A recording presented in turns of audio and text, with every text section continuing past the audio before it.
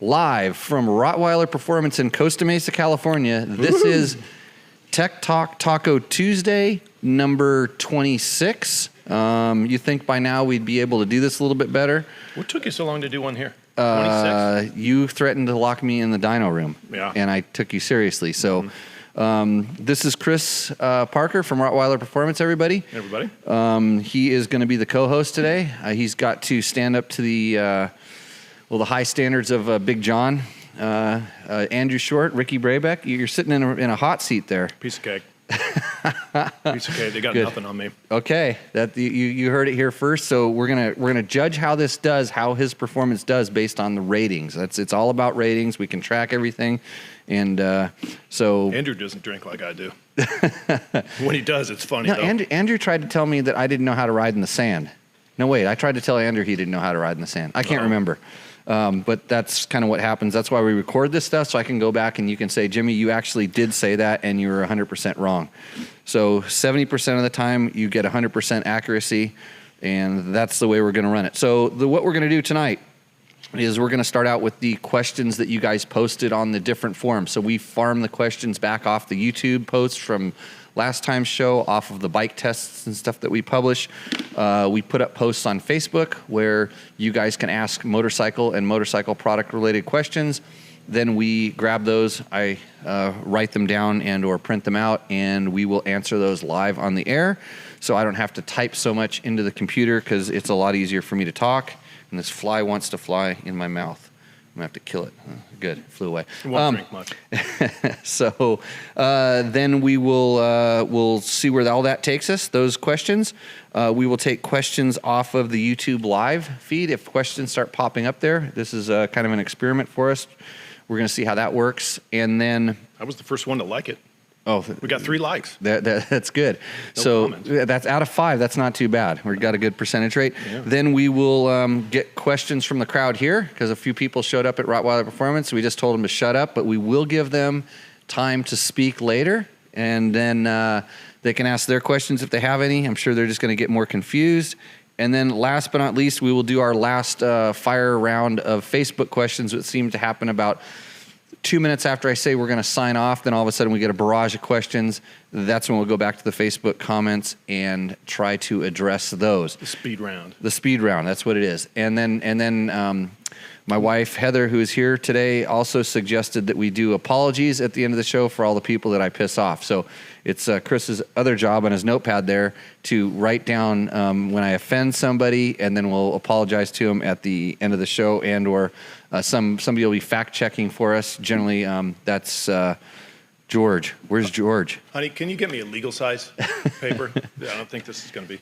Is George out there? Because George could be our fact checker, because he usually posts up things like if we talk about something, he'll link to it. He'll put it in the chat room, and which is really helpful. But he can probably tell me every time I'm wrong this way, and we'll go for there. Hey, so in other news, we besides the fact that we have some really nice tequila here, courtesy of Chris, he's going to out tequila me. Yep. We have the archived parts of this show. A guy contacted me, I don't know if it was last week or the week before. His name was Dimitri. He showed me a picture of him watching Tech Talk Taco Tuesday after they got back from a ride out in a really awesome looking place. And he's like, these need to be podcasts. And I'm like, well, that was the idea from the beginning. It just, I'm technologically kind of a moron. So he's been helping me, and they are actually getting done, close to getting done. So that's happening. We're gonna have podcasts here. If you're watching the video, you're gonna see Chris hold up some tequilas. You think he's showing off, but I find it's all about the taste. Yeah, your tequila's swill. At 218 certified tequilas, which I can vouch for. Yeah, you're not on that list. I can taste a tequila that I like. It's kind of like riding motorcycles, and we're going to talk about some motorcycle comparison tests that have gone on lately, and motocross traction control. We're going to talk a little bit about the KTM 300 XCW TPI bike that unfortunately I have to turn back in tomorrow, and a couple other quick things. So, Chris, why don't you tell us a little bit about Rottweiler Performance? What is it? How long you been in business? And what you got going on here? Because this place is, frankly, pretty amazing knowing where you started. Thank you. Rottweiler Performance is a Southern California-based. Oh, sorry. A little closer, yeah. Not used to this. Rottweiler Performance is a Southern California-based performance shop specializing in mainly KTM. So from basically 500 up is what we chose because below that is kind of saturated. They're girls' bikes, right? The girls' bikes, yeah, exactly. The small bikes. We used to call them big bikes, but they're small. But we built a niche. We started around 2011. We built a niche for basically tuning and intake systems. And we just kind of kept pushing and growing it. And we didn't really have any idea how big. None of this was even in our purview a couple of years ago. Even a year ago.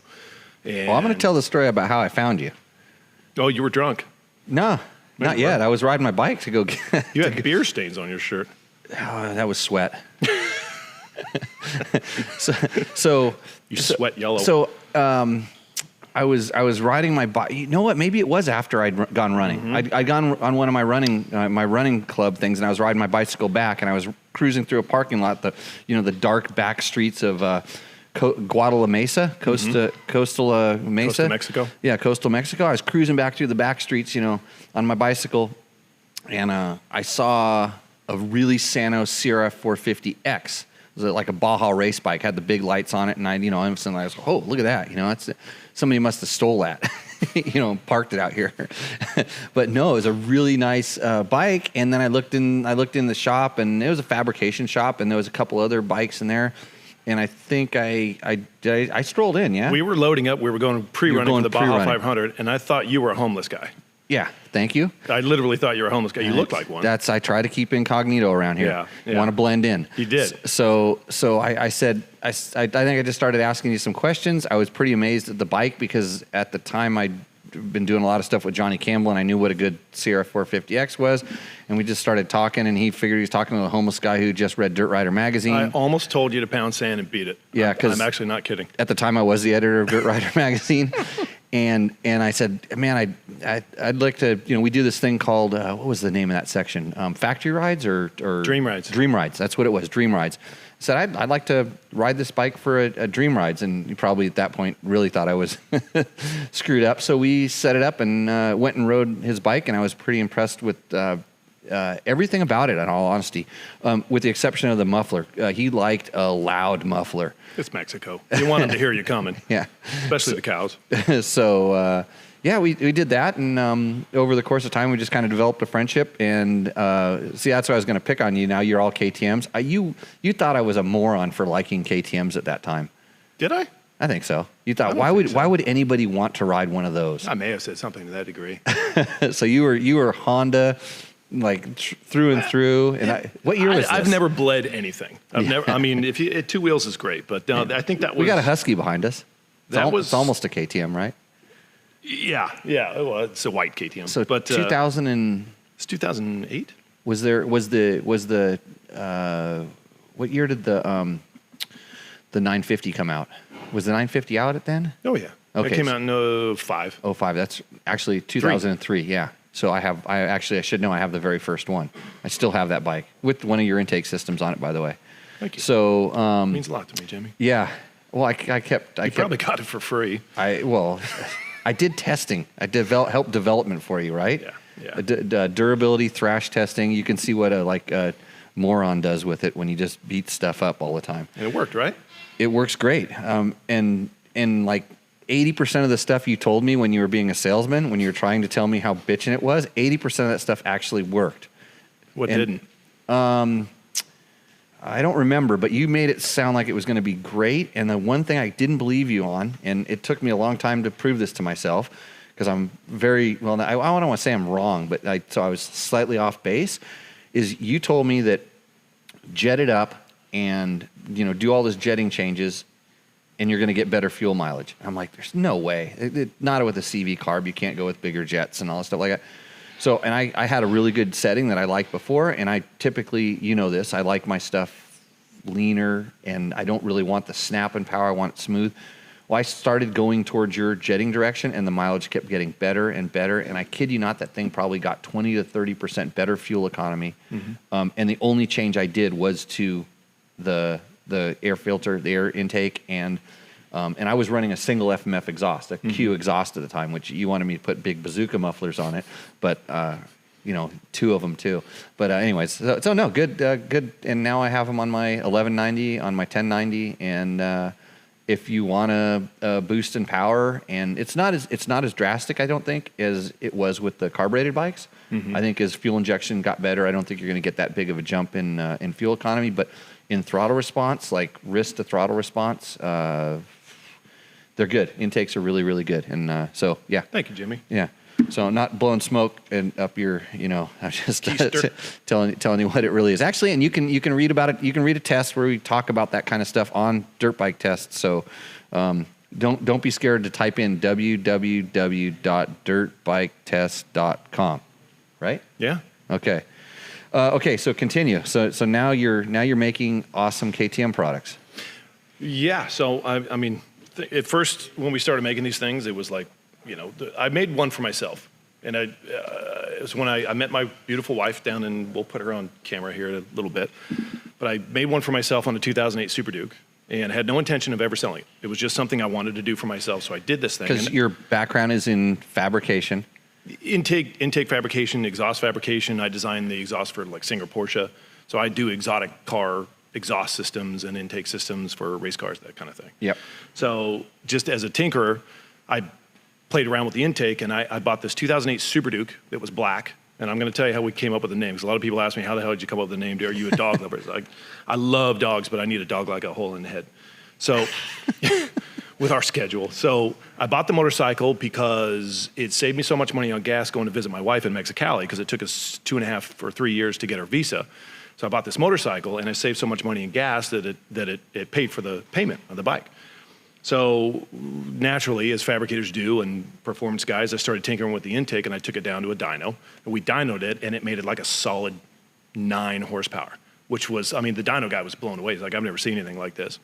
So at the time, I had a guy with an adventure bike, and we were building a dyno header for him in the shop.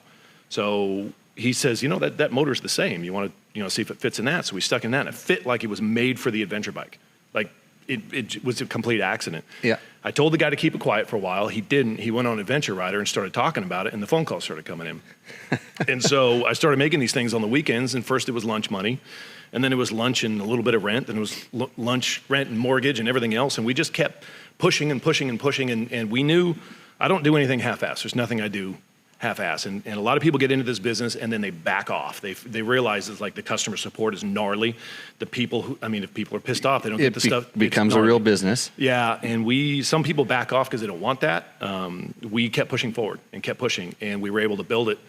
And I think through just like good old-fashioned work and, you know, old-fashioned ideas about business, it just grew. You know, and there's a lot of guys that really focus on their front end of their website and make everything beautiful and all this stuff, and we focused on the back end. It starts with a good product, and it was kind of funny because I got to watch it a lot largely from the outside because, you know, I'd ride my bike by, you know, not drunk, ride my bike by and see what was up. You know, I'm on my way back and forth, and you know, you'd see the shops like start swelling and the car fabrication stuff get pushed off the side. All of a sudden there's like an assembly line of air intakes and then these other parts, and all of a sudden you're stocking parts and there's and then all of a sudden it's the building next door and it just started, and then there's upstairs and it started growing, and try to stick it anywhere we could. Then you can't go mountain bike riding because you're stuck in the shop and you're busy doing this and that. So yeah.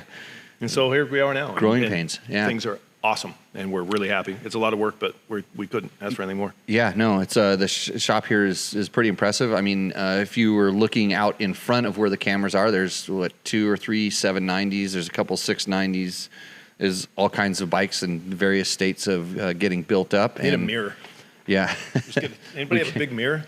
No, we could actually turn the camera around, but I don't want to knock it off of a kid. Tell them to come in here and get a beer. Right. Yeah, you just can't talk because there's like an echo, and people say it sounds like I'm doing this podcast off of my toilet. So, which would be kind of fitting. Pacifico. Sometimes. So anyways, yeah, thanks for Thanks for joining in and watching us. And then also thanks for having us here. It's kind of nice to have a change of studios every once in a while. It's a little pain to set up, but other than that, pretty nice. Is this, where am I reading? I'm trying to read the comments here. Are these these live comments? They start from the top? Yeah, I don't know whether they start at the top or the bottom, but you can kind of scroll up and down. And I think we lost audio for a while because Stan Felipe. He always has problems, and then he has to go so it's our fault. Put diapers on his kids or his boy and his girl or however it works. I'm not really sure. So Christmas sounds on. Yeah, so no, it's working okay.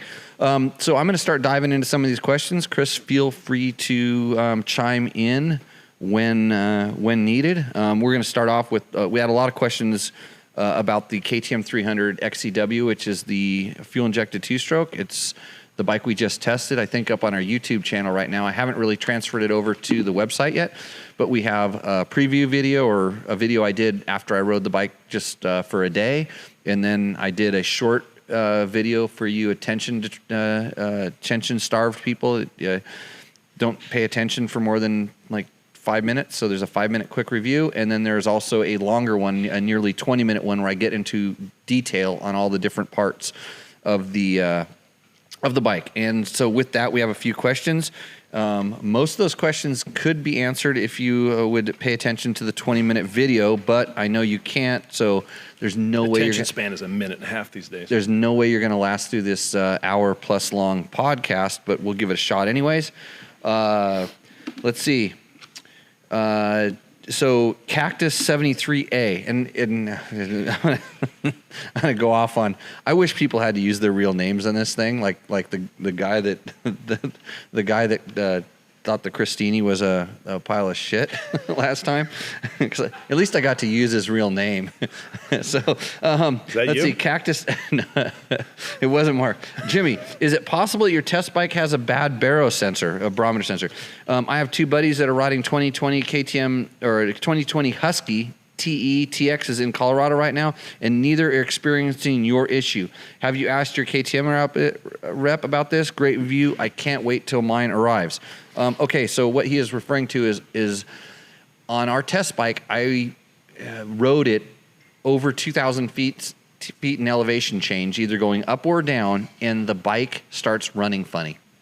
So strangely, when you go up, it got rich, and when you go down, it got lean, which is the opposite of what a carburetor would do. I've inquired with KTM about it. Unfortunately, everybody is on vacation over in Austria right now, so we can't seem to get a response from the fuel injection guys. So someone said maybe it's a bad sensor. Well, I unplugged the sensor and plugged it back in, and the bike doesn't run. I mean, if you running it and you unplug it with the throttle kind of open, it'll continue to run until you shut the throttle off, then it shuts off. So I'm under the impression my sensor is working properly. I'm pretty sure the bike is working properly. I think it only takes a reading when you start the bike. So when you go up or down in elevation, it doesn't compensate for it, and somehow those things happen, or it's doing something in the ECU, and it hasn't been explained to me. But that's what ours did. I suspect your buddies probably don't have the problem, because just like when I rode my old one, the 2000 and I guess it was a 2018, one of the first ones, I rode it like literally from 600 feet elevation all the way up to 8,000 feet. But I guarantee you, I probably stopped every 10 or 15 miles. And with that, every time you start and stop, it resets the sensor. So that's why I didn't experience it. Maybe that's why your buddies aren't experiencing it. It really isn't a problem. I mean, it's just something that I noticed. It's an issue, but not a problem, I don't think. And if you were, and I even thought about it, if I were racing and I knew it was a problem, I would just stall the bike, like skidding into a turn, and then hit the starter and restart it, and then it's fine, and you wouldn't notice it. If you notice you were going way uphill or way downhill, and trust me, 2,000 feet of elevation gain is a long ways. So yeah, thanks for the question, Cactus. Hopefully that works. Let's see. Jack Bauer said, "I never heard you so focused." Really? Great review. Thank you, Jack. That's nice of you. We can fix that.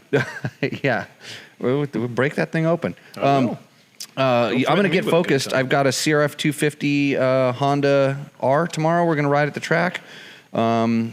I've got some additional Christini stuff that I'm going to be riding, and Baja Designs thankfully sent me a light that plugs into our CR450X, so me and Heather can go riding at night this weekend.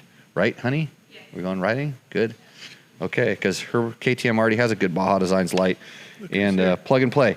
So let's see. Liberty Tree. What's a Liberty Tree? A Liberty Tree says, much evolved from my 2009 300 XCW. Excellent review information. Thank you. And then Perv, what? Where's the riding around the 10-minute mark in the video? It looks like it's probably, well, guess what? That's something else you're going to find out about me. I will never tell you where I'm riding. That's half the journey, adventure. Go figure it out, find out for yourself, explore. I like to, especially when I'm riding in really good places, which I tend to do, I like to keep those places, especially for the local riders that oftentimes show me them or help them. I like to keep those places kind of private. I think more people should do that kind of stuff because the good places can get torn up pretty quick when everybody finds out where they are. So let's see. Don't go to Mexico. It's dangerous. Yeah, don't come and ride in Jawbone Canyon, California. Jawbone has the best riding in the whole world. Jawbone Canyon. That's it. Somebody says mono audio, but a great review. I'm not an audio engineer. Sorry about that. You should see the board he's got here. You'd think I'd like it. You'd think I'd know better. You know how you buy expensive tools and people think you know how to work on your bike that way? I got tons of that. Yeah. That's most of the shop. It's all the front. Okay, got it. You'd think I'd know better about that audio thing. I remember looking at it going, hey, only one of those bars is bouncing around while I was putting that video together, but it was a two-stroke review, and here's really what I was thinking is since like it's two-stroke, you only get half the audio, because if it was a four-stroke, you'd get all the audio, right? Yeah. Good Suck, excuse. squeeze, pop, blow. Yeah. Right? Great review. As usual, lots of information, useful insights, along with real-world feedback, says MX Engineer number 1. Properly jetted carburetors, especially Keens on the latest KTM and Husky models, are simple yet amazingly effective devices. You still put a jetting tool on your new TPI bike. I know TPI is different, but in your opinion, is it really better than a carburetor? Yes, 100% better than a carburetor. It's the same way I always tell people, go ride a carbureted four-stroke. And if you've been riding a fuel-injected one, go ride a carbureted one and then tell me if you think it's better. You'll stay with it. You just the throttle response, and it's kind of like learned, because anytime, carburetor, like I said, it's a very simple, efficient device, but when you turn a carburetor, it takes a second for it to figure out what you've done. Mm-hmm. And fuel injection knows instantly what you've done, and it puts the right amount of fuel in here. And this is something I'm going to kind of roll back into on the TPI again in a second. But when there's that lag, and some people perceive that lag as being a snappy power or a hit or a bang, and especially on the two-stroke, because they used to be known for being like aggressive, and then they got smoother, and then people said, I want more aggression, and then now we've gone to fuel injection, which is smoother. And if you want more power, and this is my favorite tip to all you guys, you want more power? Turn the throttle farther. It's really simple. It's free most of the time if your bike doesn't loop out, but you just turn the throttle farther. But if you want more snap, turn it faster, quicker, and that works. Yeah. Yeah. So, there's I'm sure people have dyno charts, and we'll talk about dyno. We're going to talk about dynos and how you like the rear end of a motorcycle. I like the rear end of a motorcycle. Yeah. So, I'm sure there's dyno charts that show carburetors being able to get, more power. And especially in the early days of four-strokes, everybody's like, the carburetors made more power. The carburetors made more power. And there was certain places in the dyno, and especially way up on top, where they were making more power. But now look at how much power they're making, because they've tuned the entire motors to work with the fuel injection. And two-stroke, it's still relatively new. We're 3 years into KTM doing the TPI stuff. So we were talking about it, and one of the things is like it has a lean feeling. The new fuel injected two strokes always feel lean, and in reality, the four strokes do too, kind of compared to a carbureted bike. Wouldn't you say so?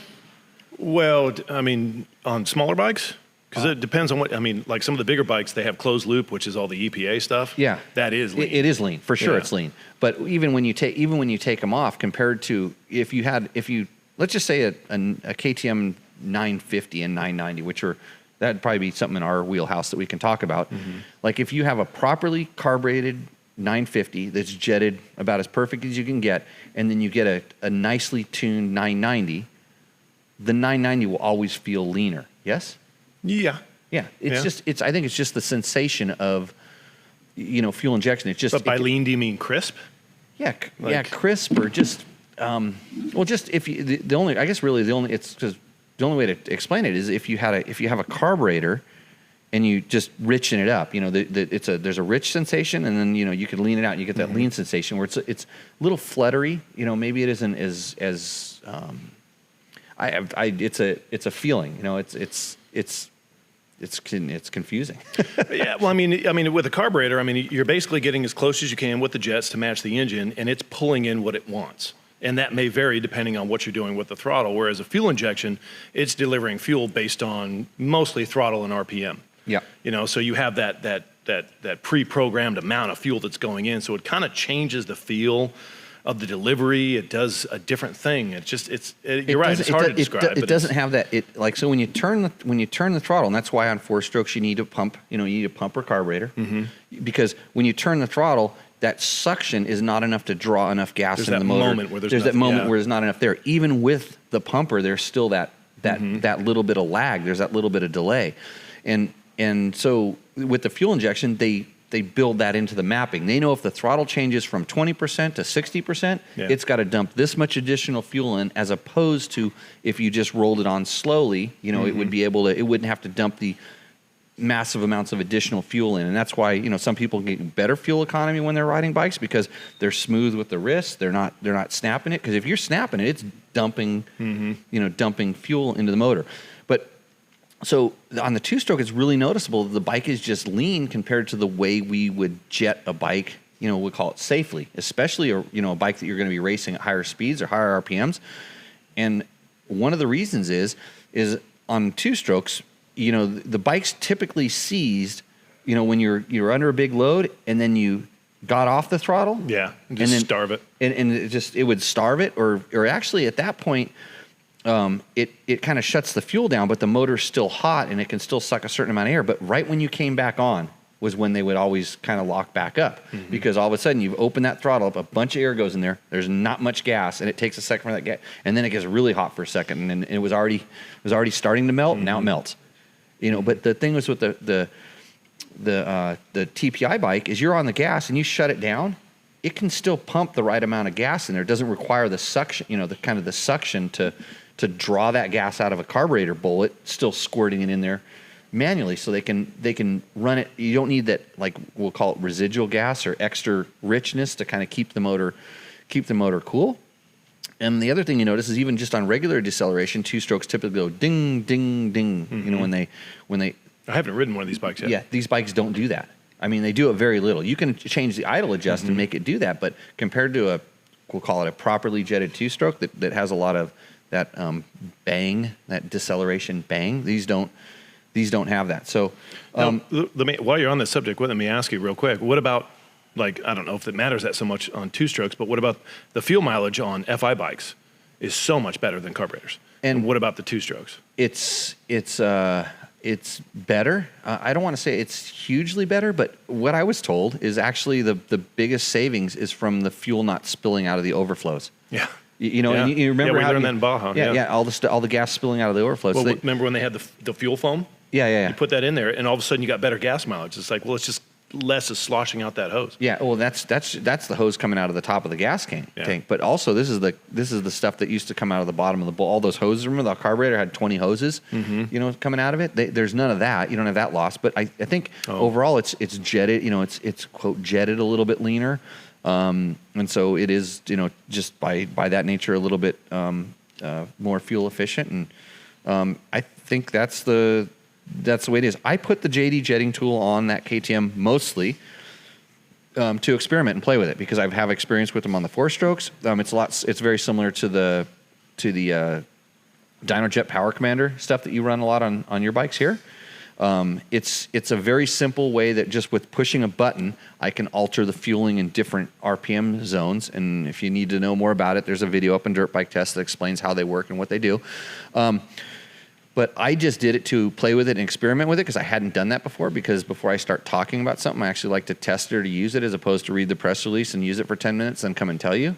So the bike stock does not need it. I mean, if you're just going to leave it stock like most of the bikes, if you just leave them alone. But when you start changing things, and I intended to play with the power valve, and I was thinking about trying to spark a restaurant with other stuff. I just didn't have that time to do that. But if I was going to do that, I was going to need to probably alter the settings, and then I also wanted to feel what it felt like to make that bike richer and leaner, and change the transients. When you turn the throttle, I wanted to try all that stuff. So that's mostly why I put it on there. And I was, it's just like anything. You can tune it, you can customize it to the way you want the bike to work. That's what I like most about fuel injection. Yeah, is you've got absolute control over everything. Yeah, there's so much more you can do. Yeah, and so that's why it's on there. And if you ever plan to change something, people say, we get a lot of questions like that. Can I just, punch the screen out of my muffler? Can I just cut the screen out of the air intake? On the lean bikes and stuff. And this, and you just put one of your air filters on top of a KTM, it gets lean. Mm-hmm. Yeah. Yep. Yeah. You want to play around with the fueling. It's just the way that it works. So, hopefully that answers your question there. But I think the fuel injection is way better in the carburetor, even in these early stages. It's better, and I'm sure it's only going to get better as they play with it. So, especially when I find out why that jetting changes in the way that it does when it goes up and down in altitude. Before we get any further, we can take votes on this thing, right? Votes? I need a vote on which one we're going to open. We got 1942. Which is good. We got this one, which one of my employees, he's got a girlfriend in Guadalajara. Yeah? He likes the Mexican girls too. Uh-huh. I obviously do. And I gave him $100. I said, bring me back some. I think he got stung by the touristy people. I think this is garbage. Okay. He paid $100 a month. No, we're going. I want to go with the garbage. I'd like to try the garbage. And if it might be really good. If it is garbage, I'll buy it off you and I'll take it back to Perump and I'll get it certified. I'll have a taste of it. Okay, so we got 1942 and we got the Guadalajara. I think we're opening. I have had the 1942 before. I'm sure of it. I'm sure if Janie's on here, she can check my list. So where am I looking for answers on this thing? Ramiro's Bar. Answers? Tim Gomey joined. What's up, Tim Gomey? People start chiming in here. You just kind of scroll up and down on the thing there. Are they at the bottom or the top? I'm a rookie at this. Sorry, guys. I always forget. He didn't prep me at all. He just threw me in the... Yeah, he's in the hot seat. Like, sit down and just talk. Or listen to me talk, which is... I don't really have much of a choice. Well, don't worry. You're going to get all the comments. They're going to be, Jimmy, shut up and let your guests talk. And I'm like, no, it's my show. He should get his own show. Jimmy, are you racing V2R? He did want to race it on my 790 back here, but I had this crazy idea Friday at about noon, and I said I'll take a stock KTM 790 and ride Vegas to Reno, and I kind of started poking around and reaching out, and then at about 5 o'clock at Friday, it really didn't come together because that's how much I plan this kind of stuff, and so no, I'm not.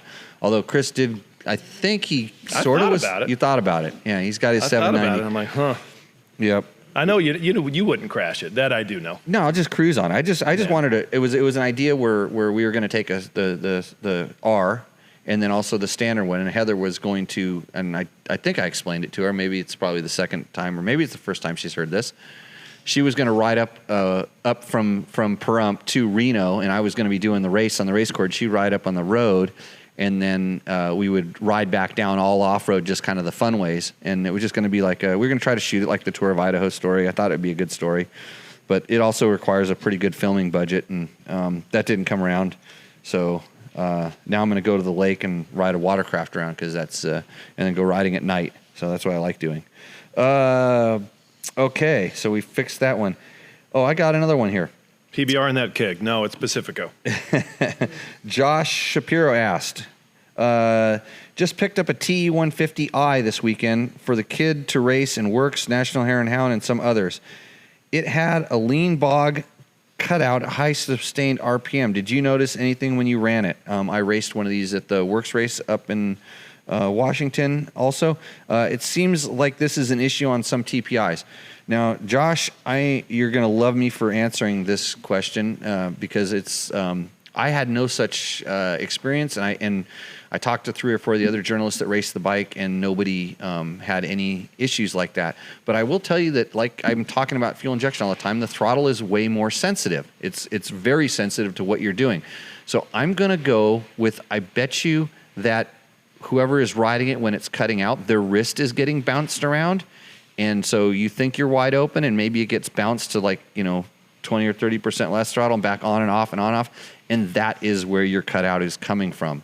The bike is just responding to what's happening to the wrist. So may I suggest a riding lesson? Ooh. Whoa. Harsh. No, I'm just telling you, I've seen it before. It's Are we supposed to remind you when you're being a dick? Yeah, they write down. I'm gonna gotta apologize for Josh for that later. What's this guy's name? Josh. Yeah. Josh. No, it's a lot. I promise you that those throttles are so responsive. A carburetor wouldn't respond as quick, and if the wrist is moving, it may feel like a cutout sensation. The other thing it could be is you could have some loose wires in there. There could be a wire that's getting smashed, grounded out, things like that. But I don't think there's anything inherently in the TPI system that would cause the bike to cut out. But like I said, I have seen riders that are kind of basically what happens is they're out of balance and they get bounced around and they try to hang on to the handlebars to solve their problem, and they turn the throttle in ways that they shouldn't. So don't ask me how I know. My wife just joined. Look at that.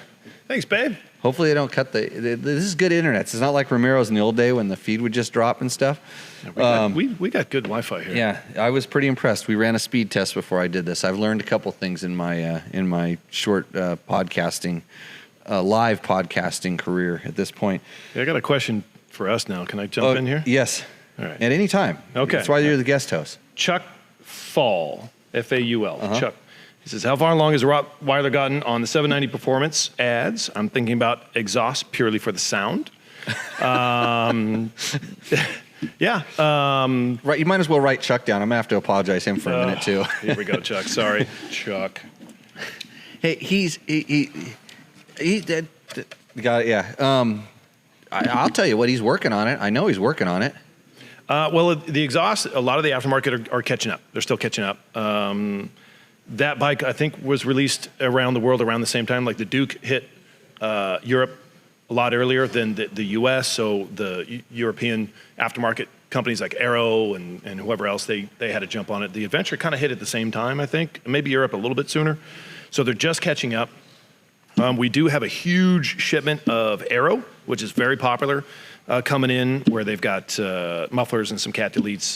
That bike, it can get a little bit loud. It sounds great, but it's going to be, be responsible. The Aero stuff's usually pretty good, yeah? It is. It's quieter than some of the other stuff. Yeah, they've got the decat with the little kind of muffler resonator in there. And I've got that on the Duke back here, and it sounds awesome, but it's, for if you're riding in areas where there's forest, I might just keep the cat in there and then just do the muffler. Where sound might be an issue. Have you ridden any systems on your 790 yet? No. No, okay. No, we haven't done that yet, but a lot of people are asking us about the mapping on the 790. Now, here's the deal. The new 790s, both the Duke and the Adventure, are Bosch systems, and the Bosch are incredibly difficult to deal with. The keyhins are easy. Everything else is keyhin. It's easy to put a piggyback on there or reprogram them. The Bosch systems are programmed with algorithms to where if you start messing with them, they get unhappy. And if you're talking to tuners, the guys who can actually get inside these things, which we're working with, yep, to get them kind of straightened out and ride better because they're extremely lean. The closed loop is huge on that bike, which means it's lean for a large portion of the map, which they get good gas mileage, but they don't make as much power as they should. Bosch's that bike. I mean, I'm really impressed with how much power they got out of that thing. Yeah, we'll get more at an 800. Yeah, I mean, at an 800, it feels like it's putting out pretty similar power to my 950. It's interestingly enough, we dynoed both. Similar power, but it takes a higher RPM to get that. Yeah, it's a little bit steeper. Yep. Whereas like a 990, we dynoed my 990, which is highly modified. Yes. And that's got just a long gradual, and it just keeps building, and it's that kind of inline twin. And it basically, that one would go up to about 95 horsepower rear wheel. Okay, fixed up. Stock, I think they were somewhere around 85, 80, Sounds right. something like that. The 790 is a little quicker revving. A lot of guys are complaining about flame outs, things like that. It does take a little bit of work on the clutch. We do have a Magura hydraulic clutch that we're testing here. We also have a CRG cable clutch that where you can actually play with the ratio of how it lets out. I think, in my opinion, the clutch lets out a little quick on that bike. You can compensate for that. If you're a good rider, you can. But this way you can slow it down a little bit, which is good. That one ramps up a little quicker. Now, what's interesting about the 790 Adventure is it's got a different throttle body, a different cam, and different length velocity stacks than the Duke, the 790 Duke. So the Duke keeps climbing to 95 horsepower stock, and then basically it signs off at a higher RPM. The Adventure with a different cam, smaller velocity stacks, longer velocity stacks, smaller and longer, which would make sense on a bike like that. It actually basically signs off at 82 horsepower stock, and that's it. Basically, at around 8,000, it just goes flat. So the Duke has, but it still revs out to 95. It does, but it just kind of signs off and actually starts heading downhill, which is really interesting. So the 790 keeps climbing, and it basically peaks out right about where it signs off, where the 790 Adventure kind of peaks out about 82 and then starts going downhill, then signs off. So there's literally a 13 horsepower rear wheel difference between those two models, just between a cam and a throttle body, which is really interesting to me. So we're interested to see what we can do when we remap them and do that. But the problem is these Bosch systems are really tough to crack, and anybody you talk to, they're like, yeah, we want to do it, but it's like, you can be messing up more than you. No, it's not that. It's just the work to get it right. There's a lot of zeros and ones in there that they have to deal with. It's foreign to them, and they've kind of they're kind of Nazi. Yeah. It's a German product. I would use a different word. Well, maybe I wouldn't. I don't know. So here's what Jimmy says it's like when do you need how many 87 horsepower? 82. When do you need that off-road? What tire do you use that gets 82 horsepower's worth of traction? These bikes aren't purely. I mean, what's the ratio of these? They're actually used off-road. They're probably 70% if you were to able to track it. I ride mine on the street and everything like that. And anytime I'm using 82 horsepowers on the street, I'm going to get a ticket. Jimmy. Rottweiler, you need to make a special throttle that just says the grip. It just says turn me farther, and then to sell it for a lot. No, I got stuff that'll tell me what I'm doing with my throttle. Well, what's cool is that in Chris is what he's alluding to is they do take time to develop this stuff. That's why it's not just shoving it out and it's like, oh hey, I got a pipe and this is better. In reality, if you want it to work good, you've got to have a whole system that really because KTM spends a lot of time making that bike very, very rideable, and they also have to struggle with meeting all the emissions requirements and the stuff that goes along with that, emissions and sound, and so there's a lot of constraints there. But if you just throw a pipe on it, you may get like a little bit more power here, or maybe even way more power there, or something like that. But then I don't think you have the same drivability and throttle control and rideability. And I think when you start developing this stuff and you have to say, what am I really using it for? If you're going to be overtaking semi-trucks on the highway, yeah, give me all that power. I want it.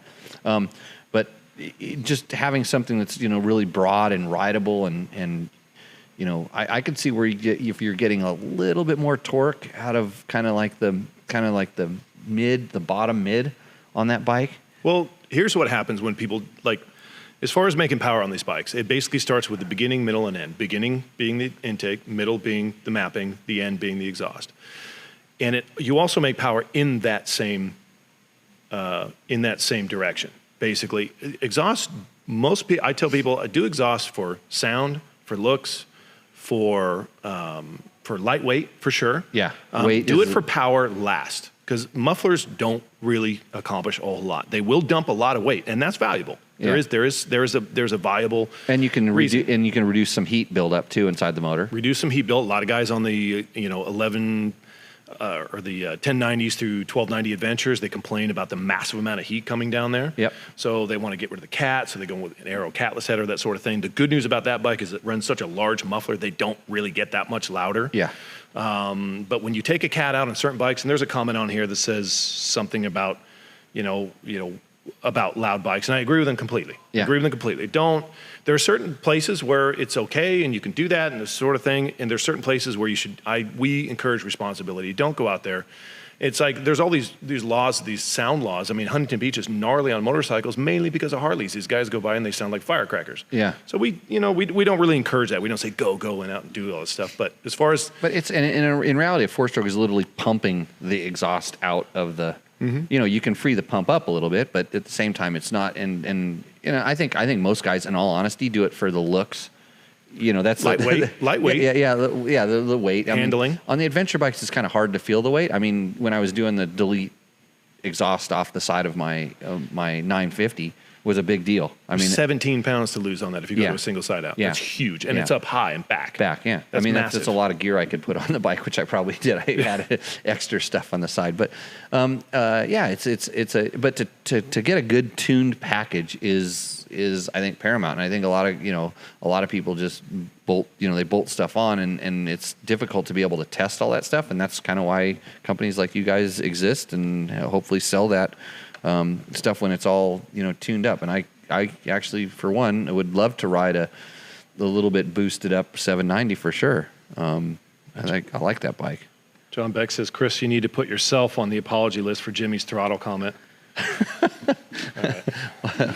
What did he do? Was I being mean again? No, I think that was the Josh. Oh, yeah. Poor Josh. Yeah. Sorry, Josh. No worries. So which one of these are we opening? Are we doing this one? Did we get comments on that? Well, you guys are going to help drink it, right? Everybody, yeah, for sure. Oh man. Okay, so we're gonna open. Blame it on Jimmy. We're gonna open the cheap stuff, or is it? It wasn't cheap, was it? This was $100. Oh, let's see. I think it got taken. We'll see. I don't know. You never know. That Loma Azul, you bought it because it was cheap, and it turned out to be really good. So, okay, a couple other questions I have on my sheet beforehand. I got a question about your wife's all of the first to step up for this tequila. Yeah, you rode your bicycle down here, yeah? Good. No, it's because she's spending the night with you tonight. That's why. Give yourself a check mark on the list for apologies.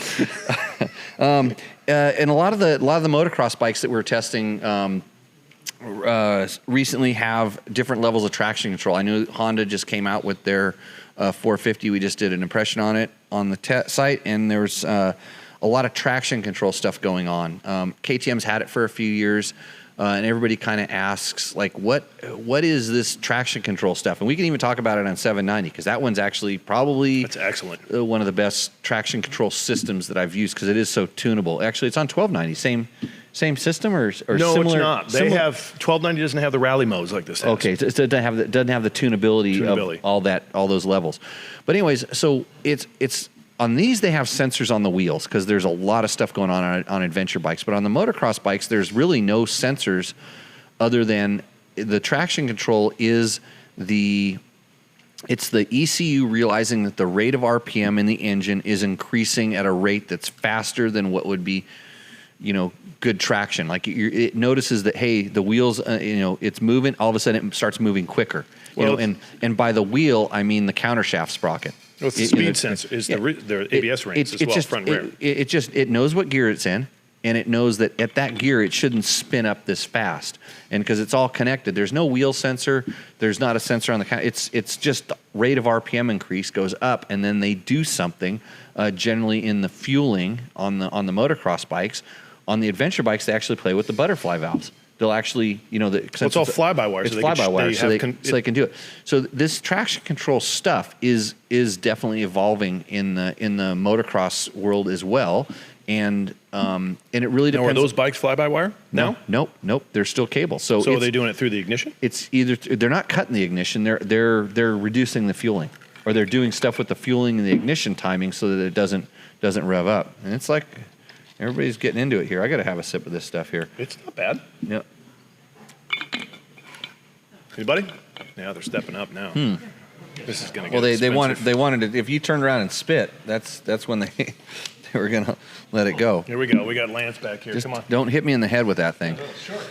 So, anyways, the traction control is especially on like hard pack tracks and stuff. It's just a way for the bikes to, Gotta come back here. not rev up so quick because they do make so much power. And then the KTM and the Husky have 2 different modes of it, and I think the Honda now has 3 different modes.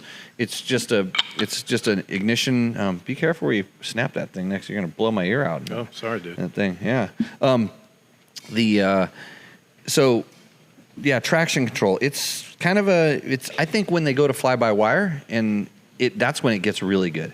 Mm-hmm. Because all of a sudden, instead of it, you can kind of keep the power, and it figures out, hey, the wheel's spinning, so I'm just going to back the throttle off a little bit, which is ideally what a really good rider kind of does. And they can kind of do that in the throttle as opposed to kind of monkeying with the fuel and ignition, which it's weird because as a rider, sometimes you actually want the bike to spin up. And this is the problem I have with the current traction control on the motocross bikes. I'll do something where I want the bike to spin up because I'm looking at the ground. I know, hey, it's going to spin up here, but then it's going to load. There's good traction just a little bit farther, and then it will pull. It'll pull, but the bike's actually kind of tuning the power down, and I want more power because I know it's going to hook up on something. So it kind of counteracts maybe what I'm doing.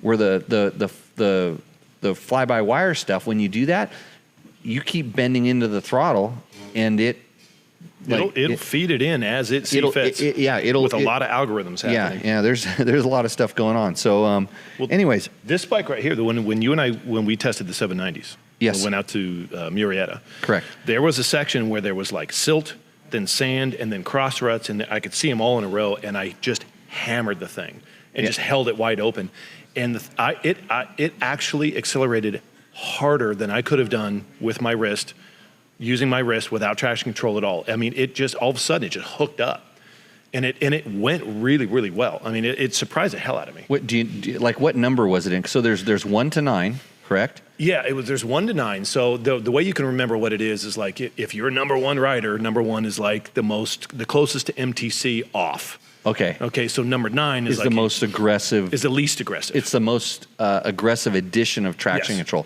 The traction control will do the most in level 9, the least in level 1. You could literally come around a corner on a hard packed marbly road and just smack it wide open, totally irresponsibly, and it just goes hurt.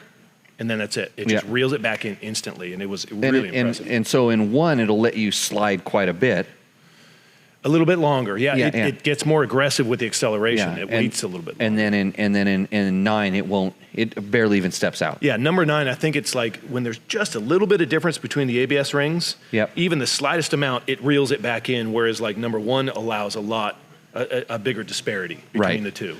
Yeah, so it allows you to wheelie over something. I hope that motocross bikes are going to go to fly-by-wire and get this much better. Because I remember when the traction control used to be rev cut on the adventure bikes. The older ones where it killed the spark, and you're just like, oh god, because it literally chops. It's like someone on and off, and it's horrible. But so that's kind of where the stuff is. I think it's a little bit gimmicky in some ways, but then, if you start learning to ride with the traction control, even the kind of the newer versions of it on the motocross bikes, if you just start getting sloppy with your throttle and let it work, it actually works. It really does. So I'm kind of coming from a guy who's always had to be very careful on high-powered bikes with my wrist because it was going to get me in trouble. And now it's like maybe I'm not that high. I'm a rider that I really want to have a 450, and I it might be a little bit too much, but I can just put it in this traction control mode, and the bike will work properly. So, and what's great about that is it opens up that model bike. It opens it up to a wider range of riders. There's a lot of guys that are maybe afraid to get on a bike like this or afraid to buy it. And when the reports come in, it's like, you can be an inexperienced rider, and this thing will reel it back in, and it does it responsibly and does it really well. So when you surprisingly well. when you hear about, like I said, when you hear about or listen to a lot of these impressions and stuff that are written by test riders that are pro level guys, and I'm not pro anymore. I used to be, and I'm complaining about it. I always have to reel myself back in and go, hey, wait a minute, this actually might be kind of a good thing. So that's why I do try to test everything. And you saw this when we went out testing. Mm-hmm. I'm doing all this weird stuff. Like people when they're riding me, they're like, what are you doing that for? I'm testing the bike. I'm trying to see what it does. I'm like, why do you hit those bumps? Because I want to see what the suspension does, or I want to see what the traction control does, or something. I was asking John, and John Beck was with us, and I'm like, what number are you? We had the Sennas. Yeah, I'm like, what number are you in? He's like, I'm in 4. What are you in? I'm an 8. And we kept going back and forth, like comparing and contrasting what it would do, and it was fun. It made it fun. Yeah. And I think like less experienced riders can actually be less fearful of a sandy section or a marbly section, whereas, some guys may not, I don't know. And I'm all for anything that's going to open up motorcycles to a wider range of enthusiasts to some degree, unless they're riding on the trails you don't want them to know about. No, I mean, I want them to go find them. I'm not going to tell them where they're at. Okay. That's Fair it. enough. That tequila's not bad. Not bad. I would give it a 1 happy face on my rating scale. Out of how many happy 3. faces? 3 is the best. Okay. That's a I 1. think we'll open up the Don Julio next. Okay, then it might change the rating, but That's a 3 happy face. Yeah, it's pretty good. Okay, so I'm gonna open up the questions to the floor here. I have you can ask us anything motorcycle or motorcycle product related. I like just anything. Oh, I can get in trouble with that. Did you find out whether we get questions on YouTube Live yet? Oh, is that happening? Oh, look at that. Yes, I just saw a bunch of stuff scrolling over on the side on the here. Look. God. Oh, I didn't see boy. that part. Okay, Oops. we're gonna have to get that. Okay, so do we have any questions over here? Anybody? So, I don't know what's old and what's new. Mike Brown, Baja. Yeah. I know we've thoroughly confused everybody beyond the level of asking questions. Okay, Danny says where the girls at? Where the girl? We need all the girls up here. We're gonna spice this up. You, both of you. What, me? Yeah. Where are the girls at? The girls are right here. Can I introduce everyone to my lovely wife? Yes, absolutely. Can I put her on camera? Yes. Everybody, she can grab a microphone and say hi. This is my lovely wife, Mariel, right here. I met her pre-running the Baja 1000 in Mexico, and she married me 8 or 9 years ago. I don't know. And she's stuck around ever since. She's stuck around, but count. she understands. I don't really know. She understands the motorcycle math. You know what the motorcycle math is? You know how many motorcycles a man should own? As many shoes as I should have? There's that. There's that. That's it? The amount of, Or purses. Purses? the amount of motorcycles a man should own is always +1. +1. And she gets that math, and that's why we have such. You're the best, baby. Awesome. That's my wife, Meryl. She's the one. If you guys call in and you're like, you got questions about shipping, or it's this one here, and she's awesome with people. She loves good customer service. I do. Well, thank you. Yep. And she makes mean salsa. Yes, she does. Yeah. So And she doesn't like tequila, which is weird. More for you. So, okay. Yeah, that's true. So you got are there other questions over there? Facebook has a little lag compared to YouTube. Yeah, it does. YouTube is a little bit more instant, actually. Oh, really? Yeah, it's about quicker? a 3-second lag, and Facebook is like 30 seconds. Good. I'm glad our research specialists are out there doing that. I'm going to start ripping down the YouTube Live sounds great. Good. Where are the girls at? We answered that. Yep. That older dude with the white hair must be thirsty. Which one was that? I think that was Lance. Lance Kane. He keeps who's, or maybe Andy. Yes. Short- Question. We got a question.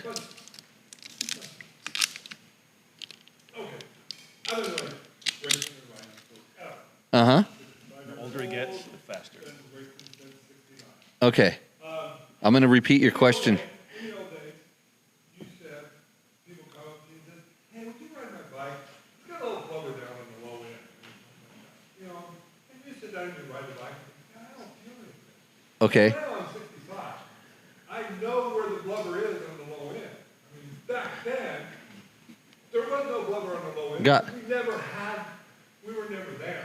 Okay, so let's. I'm gonna run through the question here. Your name is Dennis. Okay, so Dennis has a question, and I was gonna repeat it, but we'll let him repeat it because I don't think anybody heard it. So go ahead and grab that microphone. You killed my mic, right? I did for a second when you're doing that. So I'm going to repeat the question. Okay, wait a minute. Wait a minute. Wait. Is that the right microphone? The gray hair guy's getting. Hold on a second here. Turn it on. That would help. There's a switch right on top of it. Look at this. We're a professional operation here. You going to mix the two? Go ahead. Can we hear you? I can hear you. Yes, okay. we can hear you. Okay. My question, from a long time rider, I've been racing motorcycles for 45 years. In the old days, we rode, we raced, we had people come up and say, hey, could you ride my bike? It doesn't seem to run down low, I got a blubber in the mid-range. You get on the bike and you're riding and you don't feel the mid-range because we don't ride in the mid-range. Now, I'm much older and we realize where that mid-range is. And I don't have a bike that's fuel injected. So Yep. I spend a lot of time on my bikes trying to get rid of that mid-range blubber. The mid-range blubber. So, okay, what bike are we talking about? 450X. You should really focus on your mid-range blubber there. Yeah. Give yourself another check mark. Oh, man. I would really like to sit down and tell you what I think about Okay, it. so he's talking about a 450X, or just and anyway. a 300 TE Husky. Those Okay. are my two bikes right now. Okay, so when you're talking about like in the old days, you didn't feel the mid-range blubber, or is it because you were just riding, just racing them and riding them up in the top end? We were going faster. Going faster. We're going Okay, faster. you're racing it faster, and now you're starting to feel all these different jetting inconsistencies. Boy, I'm thinking about the two bikes. Is your Husky the one with the Mikuni on it? No, they're both Keyhans. They're both Keen, so it's a little bit older one. It's an 18. It's a what? It's an 18. 18. It has a Mikuni on it then. Oh, okay. Yeah. So that's a little bit of part of the problem. There's some jet kits that actually help that bike quite a bit. Stock, and then what are you running for oil mixture on the Husky? Doing what they recommend. 60 to 1? Yeah. Oh, good. Okay. Because people are a lot of times running like 40 to 1, and they wonder why it doesn't Well, write. It scares me. The oils are getting better. It's not like the old days. scares me. Yeah, you don't have to run the 20 to 1 caster anymore. So, but I think what like what you're feeling is you need to get a TPI bike. just go buy the fuel injected one. All those problems go away. And then you will really realize how kind of finicky the carburation can get. And then on a 450X, and a lot of times you've taken a bike that actually the stock Honda 450Xs run really well, but nobody leaves them stock. We always take the little stuffer out of the exhaust, and you put an exhaust system on it, and they open up the airbox, and then all of a sudden you're in this can of worms. It's like, what should I do with the jetting? And there's some jet kits that are very specific about what pipe to run and what air intake or switch the ignition and different things you can do, but it's difficult to kind of tune all that stuff. And God help you if you have to actually change the jetting on your Honda. Have you gone into that carburetor and changed anything? Yeah. My 450X. So 4 hours later, after 450X is a full Baja race bike with a license plate. Did you have Chris do it? No. You should have him do it. No. You can make that thing good. His bike ripped, but he doesn't do Hondas anymore. nobody Hondas rides are just orange and black until no it worked Hondas on my around here. Honda. Yeah. Yeah. Orange and black is Harley Davidson racing colors. KTM just stole it. Okay. Oh, it's fluorescent orange and black. It's not Yeah. the same. So, anyways, I think that's a tough one. It's just that the problem is, and if you get a chance to ride someone's fuel injected bike, then you know how bad yours is. I get that. And then it's like, but it like with any jetting problem, it's like knowing, okay, where's the problem? Like where in the throttle? Okay, how does that correlated to it, what needle position is it? Is it a needle issue? Are we off the pilot jet? Are we onto the main jet? Is it the nozzle? There's 1,000 questions, and I'm so happy these days to push a button on a tuner and quote fix that. And I have boxes and boxes of jets because I used to do this all the time, and I have two 450Xs, and I hate them because we have to clean the carburetors on them. I've got them jetted pretty close to perfect, but it's nowhere near as good as any fuel-injected bike. So I have to say that I feel for you, and yeah. Well, I appreciate it. Did you just want me to like rattle off a 420 main jet and a NZ because V4? like you said, you don't know what my bike has got. Yeah. I mean, you have you couldn't tell me what to throw in it to make it work. Correct. And this be a lesson to everybody that sends in the questions and stuff when they say, hey, I want to make my bike run better. What do I do? It's like, well, you could start by telling me which bike you have. That's why I had to ask. I started going down that path. And you gave me a couple bikes that I'm familiar with, and then I started rattling off kind of what I thought were solutions. But on the Husky, there are some jet kits that are actually really good, and then there's some complete carburetor swaps that work out well. The Mikuni, good carburetor if you want to jet it a lot and you want to get the maximum power at a certain location and stuff. Great. If you want a little more range and range in your jetting, the Kian works better. And I know some people that really like the Electrons or the what's the other carb? They're kind of Electron, and there's another one called a Smart Carb or something, or is that the same thing? But I'm not a fan of those. They actually have a bigger range, but I'm not a fan of those because you tend to lose a lot of throttle, a lot of snap or throttle response, which makes it more like fuel injection, but not exactly. One other quick question. Got it. You go on YouTube and everybody talks about cutting the airbox out. On the 300, not on the on the Huskies. On the Husky. Yep. Cutting it out or opening it up? Opening it up. Opening it up. Yeah. So the Huskies typically have a slightly more restrictive airbox than the KTM, but in my world, like which is a sound thing, right? Or do these bikes have to? No, it's a two-stroke, so it's not a sound issue. So they don't have to. I mean, unless you're doing really snappy throttle, or kind of on the gas pretty hard, you're not going to notice that change. Okay. So. I mean, that's like kind of an internet thing, It's like it's just the easy thing to say. Yeah, cut the airbox. And I actually kind of prefer the Husky power delivery when I've been riding the Husky, then the very similar Husky and the very similar KTM. The overall, I found the Huskies this is both 2 and 4 strokes. I kind of like the way that power delivery and I think it had to do with the airbox more than anything else because it's same engine, same pipes, and they always say the ECU is different, but I don't believe them. So, well, thank you, Jimmy. I appreciate that. No worries. Yeah, thanks and you suck. Chris. I love you, Dennis. We had another question. Yeah, come up, grab the microphone.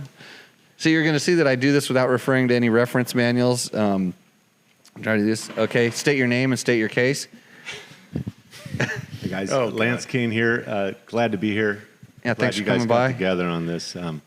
So here's a good question. Or in my mind, it's a good question. 13, 990 Baja Edition, Rottweiler intake, throttle tamer, all the good stuff. Put a lot of Baja miles on that bike, mostly dirt. So this is a KTM 990, the white one. Baja. Yeah. That was the best one. Yeah. The best so one I had ever. it all done up. Yep. Good suspension. I'm 220. I'm 6'3", so a bigger rider. I like the bike, heavy bike compared to a lot of other Baja bikes that I've spent time on. So give me a comparison to this new 790. No comparison. So just talk to me a little bit because I got I'll tell you, man. I've been like the Charlton Heston of like you can't pry that 990 from my cold dead hands for a long time. Yeah. This is honestly, and I mean this honestly, this is honestly the first bike that's actually broached like the idea of possibly even selling my 990. I'm not even remotely kidding. I tend to agree with them. I'm going to kind of get a little more detailed. It's stuff. I think the thing you're gonna biggest change between the two bikes is like kind of the ergonomics and the size, the feeling of the bike. This bike to me feels 40 to 50 pounds lighter. It's exactly what it is. Really? Soaking wet. Bone stock soaking wet full of fuel, the 790 is 470 pounds. Yep. The 990, your bike, with everything on it, was closer to 540. Yeah. Okay. So that's 70 pounds. So it definitely feels like that. Which I would say if they were actually the same weight on the scale, it wouldn't surprise me that they were the same weight. But so it feels 70 pounds. Feel lighter. A lot lighter, and I think the 790 is a little more of a compactor, tighter chassis. It's not as you're not going to feel like it's as roomy. And in the beginning, it might bug you, but It's still, I bet you when you measure it out, it's not as much as it seems. I think it's more of a visual thing on the the way that the bikes are shaped. But and I feel, well, I have to take this back because I always put taller seats on my adventure bikes, even at someone that's 5'10", barely. And I feel on my 950, I have a really tall seat, and I felt very cramped on the 790, because I felt like, especially on the standard one, I felt like I was sitting on the pocket. So I feel like if I could just get a slightly taller seat, but I stand up on them so much, it doesn't make a big difference. But when I go to sit down, I don't want to fold myself up. And at your size, you're going to fold up pretty good on that 790. Well, we did that live podcast before from out in that canyon. Yep. And he had mentioned that on, you'd come into like certain G outs off road, and on, the big bikes, you check up a little bit.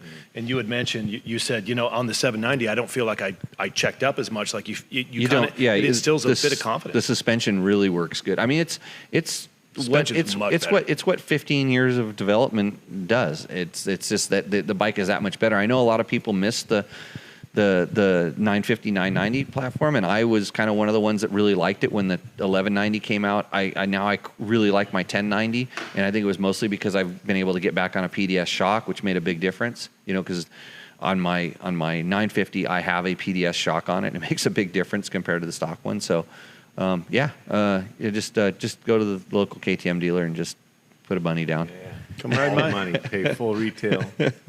My biggest problem has always been ergonomics, because I'm a taller rider. Yep. Most bikes aren't set up for somebody 6 foot or over, so you've got to invest in, if you're heavier, suspension. If you're taller, you got to put a triple on it. Not necessarily. Everybody wants to go to bar risers, So and I've been for a long time. I've been especially like on a lot of times on the adventure rider crowd. I always say you're drinking the high bar Kool-Aid. You want to go to these high bars. In reality, Rocks risers, baby. Rocks risers. I have them on a couple of my bikes, and they're great. But it's you want to position it, not the 17-inch tall ones, that bring you up here, but it depends on how your body's designed, whether you have a tall torso or tall legs, or how, where you bend and where you pivot. And it is a personal thing. I'm always telling people, hey, look at lowering the foot pegs is the first way to get yourself kind of in position, because then you don't have to rise the seat up so much.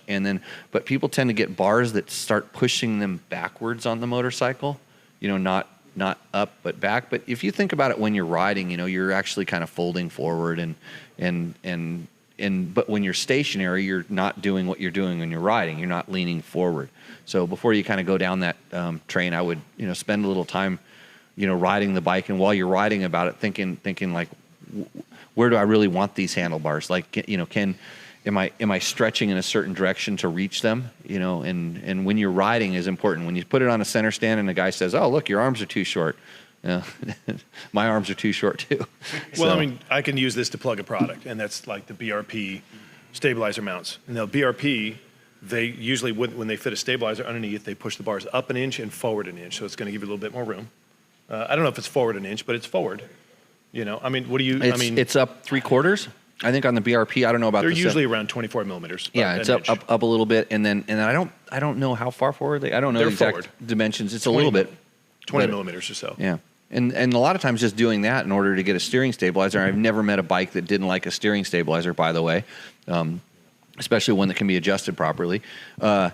There's all kinds of things that you're going to get the bars in the right spot, but just avoid going for super tall handlebar risers. Yeah. I've always, maybe it's my mentality as a older rider. Write that down. I apologize to all the handlebar manufacturers. Taller bar risers. Rocks. Yeah, but 20 years of riding in Baja and being tall, I've always gone right to the BRPs. I mean, you can do like IMS pegs. It's been a standard for me, and maybe there's different concepts now and lowering pegs and things like that. But maybe on my 790, I'll take a new vision. Thanks, guys. Come ride Yeah. mine. Ride Chris's. I was going to ride it. Let's see. It's got that short seat on it. Hey, I got a question for you here. One of the guys asked. He says, "Why not a piggyback system like the like a PVC. I think he's talking about the Power Commander For the 790. can't do it yet. Can't do and it. I'll tell you exactly why. We do have Power Commanders for the 790. The problem is you can't. The way It's so tied in, it's actually taking readings off the exhaust, and if you change one thing, basically, here's how this works. Is basically on the other bikes with keyhand systems. So that's like 1090 through 1290, Adventure, 690, 701. They all have keyhand systems. Basically, the way you remap a bike with a piggyback is all it does is it hijacks the signals that the ECU is sending to the fuel injectors at a certain RPM and throttle position. There's some other things in there, but to keep it simple, that's all it's doing is taking that signal and adding plus or minus a percentage to that signal. So the wider the bandwidth, the richer it is, the narrower, the leaner it is. So in order to do that, you need to fool the ECU into thinking the O2s are fine with what's happening. So you have narrowband O2s in the exhaust system, okay? Yep. The narrowband O2s are basically sending a signal via millivolts to the ECU telling it what's going on with the exhaust, and the ECU is constantly adjusting to keep the emissions where exactly they want them, which is 14.7 AFR, air-fuel ratio. On the keyhand systems, you can put a little dongle in there with some resistors that basically feed it the same signal all the time. Okay, so, and they're fine with it. They basically, okay, I'm getting this same signal and it's always the same. And it's not programmed to think that getting a signal that is the same all the time is a bad thing. It's just like, okay, I'm getting this signal. Everything's good. We're fine. I stick to this. Now, there is still some slight adjustments for altitude and other things. You still have barometric pressure sensors in play, temperature sensors, manifold air pressure sensors. Those still work, and it still adjusts for altitude. It's just not taking into compensation what is happening in the exhaust.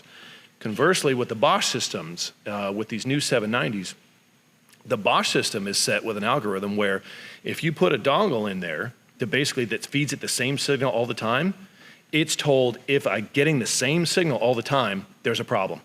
Okay. Engine light. So we've been able to remap these things. We have put dongles in there. We have done it. We've only done 50% of it. So there's basically two things. Two things you're trying to do is you're trying to remap it, and you have to basically fool the ECU into thinking, the O2s are still in play. So we're trying to remap it, and we're also trying to keep the engine light off. Yeah. We can remap them, but the problem is you'll still have the engine light. It's programmed to where it's like, you know what? There's something wrong. I shouldn't be getting the same signal all the time. I should be getting a signal that's doing this. Yeah. And when the keyhands, if they get the same signal, they're like, yeah, I'm fine with that. That's cool. So that is the problem with the Bosch systems. And DynoJet isn't going to do anything about it because they've kind of backed off on some of that stuff.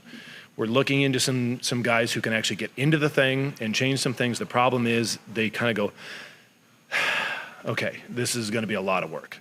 And so what we're trying to do is find a way that we can pay these guys up front to where they can actually go in there and it's like, listen, we'll pay you, come, go in there and help us work on these things. These new bikes are tough. Admittedly. We can do it, but we haven't done what we've done with the key and stuff, so.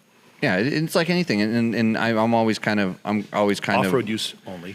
Yeah. I'm always kind of amazed when people announce that they have products like, the day after the bike's released or something like that, and half the time companies. Yeah, I mean, how much testing do they really do? And I mean, I know there's times they want to be to first base. Yeah, when bikes get released and the bikes are before they're released, they're given to certain companies and different people can do different things. On the motocross side, it's pretty prevalent. Mm-hmm. Especially with team related sponsors where they have access to that kind of stuff. But even with that, sometimes we're just hacking together this product, sticking it on there, getting a picture of it, and they're still doing their testing. I mean, or they're beta testing with their customers. Yeah. A lot of times I get sent stuff. I get stuff sent to me, and it's pre-production, but it's already listed on their websites like we're selling it. I'm like, you're not selling it like this, are you? Right. And it's like. There's a lot to be said to being to first base, but a lot of times we're last. Yeah. Because we pay attention, we see what everyone else is doing, and we take our time. We want to do it right. We want to deliver quality. And there's something to be said financially for the bottom line of that company to do what they're doing, but it's disingenuous to the end user. Yeah. Because they're delivering something that doesn't work. There's a lot of exhaust companies that just put stuff out there. There's zero testing behind it. They just put it out there and they lose horsepower. And that's why this dyno is here, is because we test it all and we're like, and we don't sell what doesn't work. Oh yeah, I want to talk about dynos. Okay. And by the way, somebody was saying that you would out tequila me. You're not even close to out tequilaing me right now. You haven't even touched that thing. That's everybody thinks I drink a whole bunch and stuff, but You do. it's that. You're watching it in effect right now.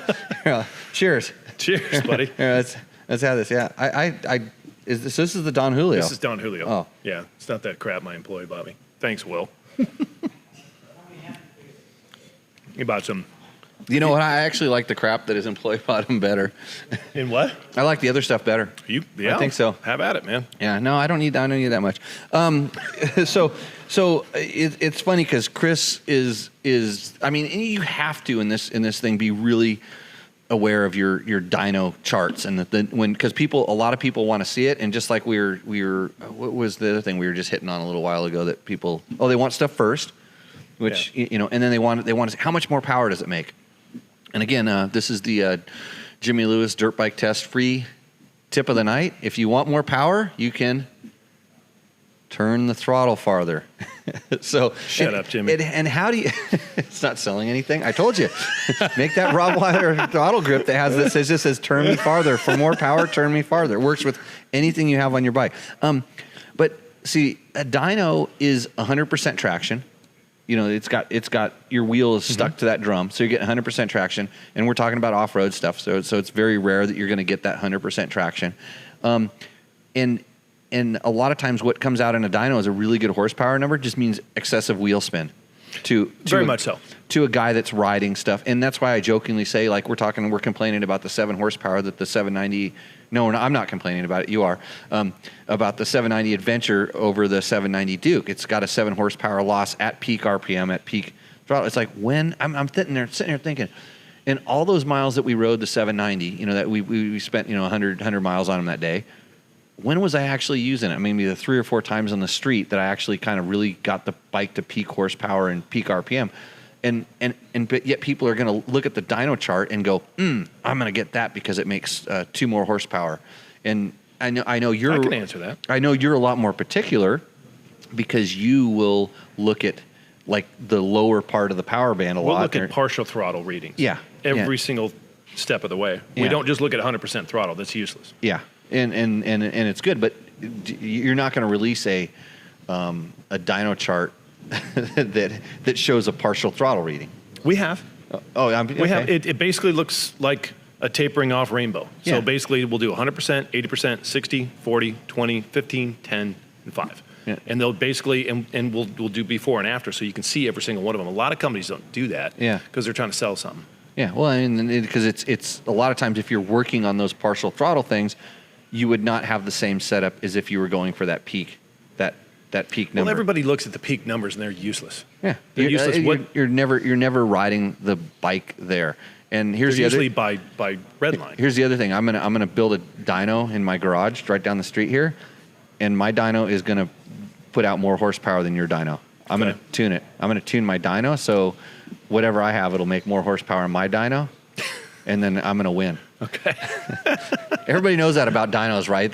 Like they're all supposed to be standardized and it's like some dynos are better than other dynos. When we were at Dirt Rider, we actually took some bikes to a certain place's dyno and ran them there, and took them to another place's dyno and ran them there, and got 2 different sets of numbers. Pretty similar, but it's a tool. It's a tool that you use to tune, and you have to know.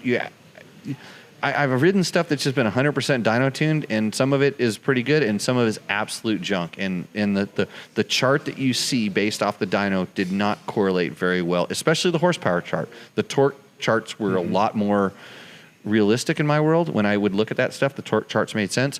But I've seen a lot of that stuff that's I'm not a big fan of dynos, as you know. I know you're not, and I'm working on that. I mean, there's a lot of responsibility in owning a dyno. There's a lot of ways to cheat, and usually, I mean, you can come in and there's an atmospheric probe on there. So basically, somebody who's dynoing bikes up in, Colorado Springs at 10,000 feet is somebody's going to be like, man, Rottweiler's making so much more horsepower than you. What's their, and it's like it's not fair to them. So they actually have atmospheric probes on there. So basically, it's Oh God, I'm drawing a blank, but it's Maybe it's because you drank too much tequila. It could be, but it's corrected power. Yes. It's called corrected Yeah. power. So basically, what they do is they take the atmospheric pressure into account, and they report the corrected power. You can do uncorrected. So if you did uncorrected, the guy in Colorado Springs is going to make way less horsepower than me. But if it's corrected power, they should be the same. in theory, match. So what we try to do is when we put out numbers, I'll run through like a whole bunch of baselines, and I will look at them all, and I will mark one best. Yeah. And then I'll do, then I'll modify the bike, and then I'll look at all those, and I'll mark that best. And when we report, it's super easy to report the worst one of the baseline and the best one of the. Oh, yeah. We only report the best of all of them, and we do it at part throttle. And it's a tool in a quiver of tools to get to a goal. It's not the end result. A lot of guys are like, what's the peak numbers? And we always tell them, don't look to the peak numbers. That doesn't matter. It's like a lot of times it'll signify there's a huge hole in the power curve, and we're able to fill that hole to make the power curve a lot more linear, which is, as you know, it's going to make traction. That's something you can see on dynos. Yeah. You can see these holes and these fluctuations and stuff. And just like, kind of like, have you ever put a bike on traction control in a dyno by chance? Have you run traction control modes on it? I have. That'd be interesting. That'd be interesting to see what that does. That does too. What that does to the power. Rain mode on the Duke puts out 5 horsepower less at peak. Yeah. And you could see it. Yeah. Yeah. But it's the same thing where but it's not using the ABS rings though, because the front wheel isn't turning. You so it's disable. Different. Yeah. It's not actually. It's There's actually a whole cocktail. It's not of things working. that are happening. Yeah. It's not working. So, yeah. So I like I said, I always like to explain that to people. And when you're thinking about this, when you're buying stuff based on a dyno chart, that's not necessarily the first round of thing. What, you got to go to bed? It's too late. He's got it. Hour. Yeah. It's. What's the point? There's people are still interested in this. I'm So having a good hopefully, time. How I many think people are watching? Can we tell? 26 on the Facebooks. The YouTube feed looks like it kind of collapsed here, but I can't tell. I'm going to answer the last couple questions and then go on a rant. From a longtime quad racer. Oh, right here. So somebody said that if he lets his KTM 150 TPI, or he didn't actually say it was a TPI. If I let my KTM 150 idle for 60 seconds and whack the throttle, it bogs. Why was it idling for 60 seconds? That's what I want to know. I mean, that's not a practical application of.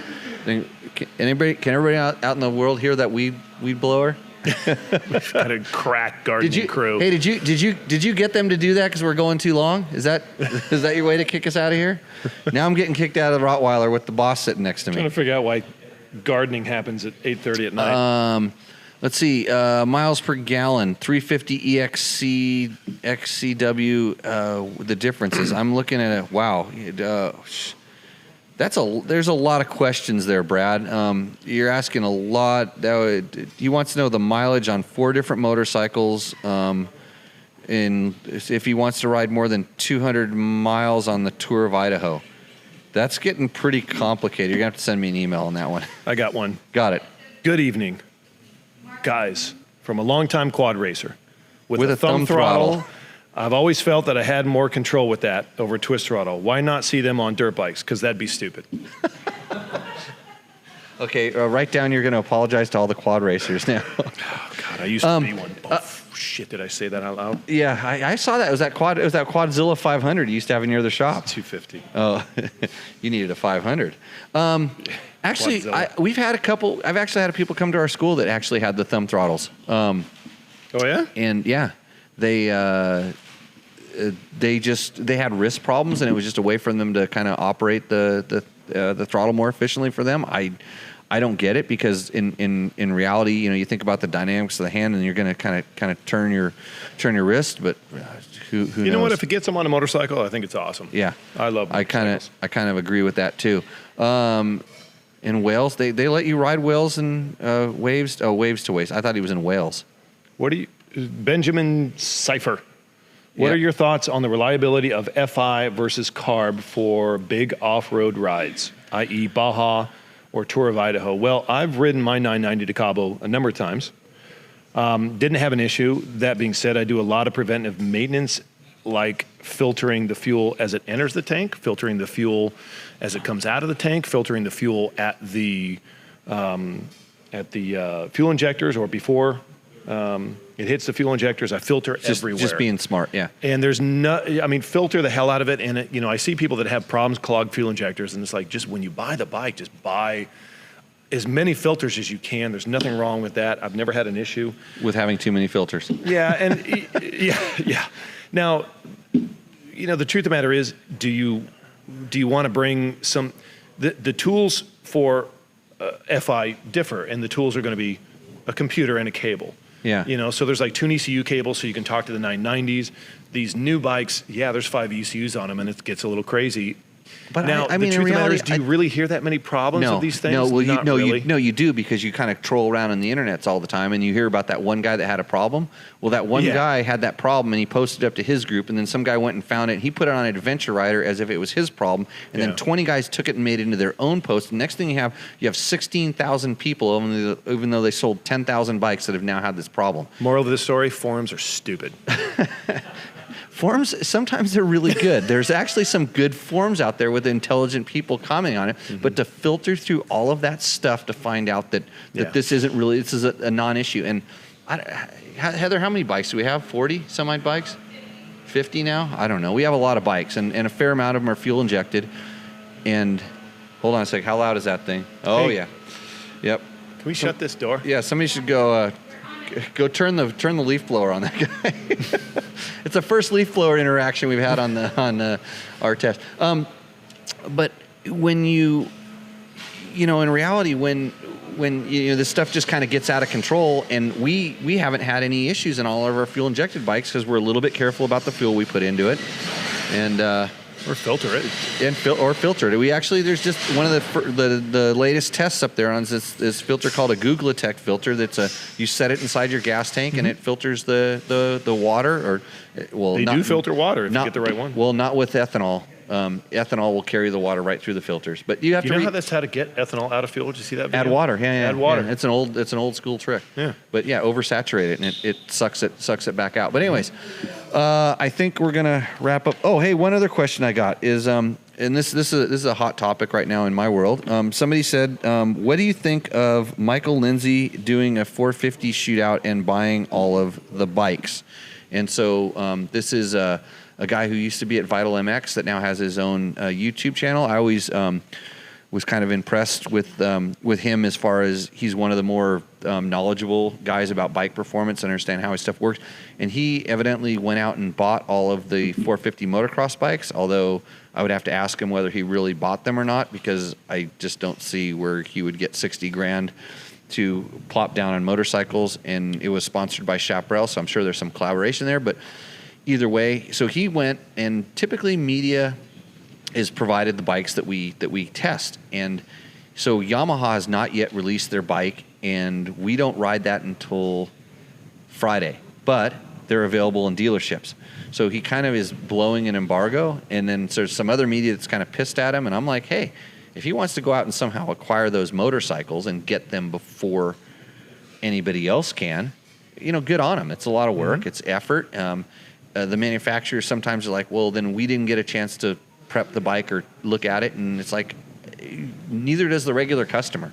I mean, the regular customer does not get to have a specially prepped bike. And our bikes, even though everybody says, oh, you must be getting ringers and special bikes. And sometimes they try to do something, but I know in my case, they don't do that because I'll take it apart if I think something's different. And even when we rode the 790, magically you showed up on another 790, and so we can go back to the one that they provided us with, one that's a customer bought showroom bike. So I actually just got a phone call from a company, and I won't say who it was. They said, we got 5 bikes and we want you to run them on the dyno. How much? We want to release the one that makes the most horsepower to the media. Yeah, that's a common occurrence that they will go and check all the bikes to make sure there isn't, quote, a dud. Mm-hmm. And the fact that happens. There's just variances in production. The fact that you couldn't ride it across the parking lot and tell if it was a dud is kind of troubling to me. That you actually have to ride it on a dyno, but then they just really want to check everything. They want to make sure that media, us, when we're testing stuff, gets what you would call a perfect stalker. And someone even accused. They said, hey, your 300 TPI bike must have had a special they called a Murrieta map in it. And I'm like, no, they don't even have the computer to talk to, at least not in the testing department. I'm sure R&D has one, but they don't have the computer to even talk to the Continental computer that's in. It's not the same one as is in the 4-strokes. It's a different setup. But so he went out and essentially went and did this test, and people are saying like, well, what do you think of that? And I think it's fine. And is he going to be able to sustain and do that all the time? Is he going to get penalized from the manufacturers that he didn't cooperate with? You never know, because it's like I remember they used to tell my friends that worked as the media guys at these companies, going, control your media. Don't let these guys go out. And whether he's just going to become like a YouTuber, which is, there's big changing times in our industry where some guys are, whether they're selling camera equipment or they're selling perfume, or, guys in perfume. That's kind of strange. I don't really follow too many of those guys.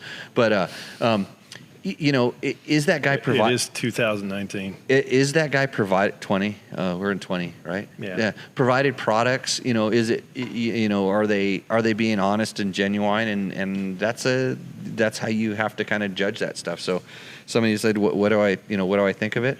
Is that a full? I'm not even done with this one. See, even though I drink too much. Keep talking. I got to pee. Great. Well, with that, better hurry up, because you're going to have to read all of the excuses. I'm like I said, kind of kind of surprised that he did it. It's kind of a new channel he's got going. It's going to get him a lot of followers. I think that'll work out in his world, and so we'll see how that kind of stuff works out. Let's see. How do you tune for max torque on a bike? When I did my MR2, I used to constant speed dyno is easy. What's an MR2? Also, does anyone listen to knock while tuning, or are most just bikes knock limited? You see how difficult this is? Like, there's some laughing out there. It's like, I'm not sure what that question was. Michael Brown. That's the good stuff, I thought. Three faces. 3 happy faces? I'll give it 1. That's the tourist. They're calling it tourist tequila. Let's see. I'm not sure. How do you tune for max power on a bike? I know I got a question on the KTM 300 TPI also. They asked about changing the power valve springs or adjusting the power valve springs. I know that at the intro and everything, KTM said they didn't recommend it. And because I like to try things and stuff, I went ahead and tried it, and that's why one of the reasons why I had the JD jetting tuner sitting on top of it. So if I did change it and it did make a difference, I wanted to be able to compensate with the jetting, the fueling, and it didn't. For one turn in either direction, it didn't feel like it needed a fueling change, but for sure it changed the power character of the bike. I did not go inside and change the spring, which also alters it, but I imagine that you could, and it would make a substantial difference. So, but just like when you're doing that kind of stuff, be careful with it. Know what it feels like. I have to go unlike the Rottweiler page now that I know he rode quads. Listen. Yeah. It's just 2 motorcycles. It's. Isn't that twice as good? No. Yeah. Hey, 3-wheeling's a good feeling. Is that like a Honda slogan? That's what they always said. I don't know. Hey, Janie. You got to certify me on this stuff. There. This is. I've had some. Actually, I think I might be able to get it for a reduced rate. Chris spent $100 on it, and I think it's worth about 20 right now, according to everybody here. So I'll bring it in and we'll add it to the list. You like the cheap stuff. Yeah. You do. Yeah. Well, you're a cheap date. Huh? The Herradura. Herradura? It's real expensive. It's the one that you took away from me. You said I can't have anymore because it was too expensive. I'll invite you over for the Clase Azul Anejo. I'll show up for that. Negro Anejo or whatever it is. It's good. Racist. So I think that is the end of the questions there. I can't see the questions on the YouTubes. It seems like that one went blank on us there. Probably used too much bandwidth or went over their time limit. But I will, like I said, we'll edit this thing down like we usually do. It'll go up on YouTube. You can watch us and follow us on all of the different channels. Now I know this is when all the questions are going to come in, but we're going to take those questions for next week because we've already gone way overboard on this show. But Chris, do you want to tell me who I have to apologize to? I see I have to apologize to Josh. Josh, Chuck, Chris, Rocks Risers, and Waves to Wastelands. Yeah, but those are And your wife. No, For the last X amount of years. How many years, Heather? 20. What? 28. Yeah. You've been with him for 28 years? My God, woman. Hey, three of those apologies were for you. They were not me. But hey, I want to thank everybody for coming out. All the people. We're gonna have everybody that was hanging out in live in studio here, back behind us. Next time we do it here at Tech Talk Taco Tuesday at Rottweiler Performance, we will. You can follow Rottweiler Performance at Rottweiler Performance Facebook page. Where's your social medias at? Rottweiler Performance on Facebook, Rottweiler Performance on Instagram. Pretty much just Rottweiler Performance. Okay, at Rottweiler Performance. So we will we'll put all that up on the edit when we do that. So everybody, wave to the crowd. Cheers! Thank you for joining in, and we will see you out on the trail. See you guys. Right on. Ride hard. Ride hard. Ride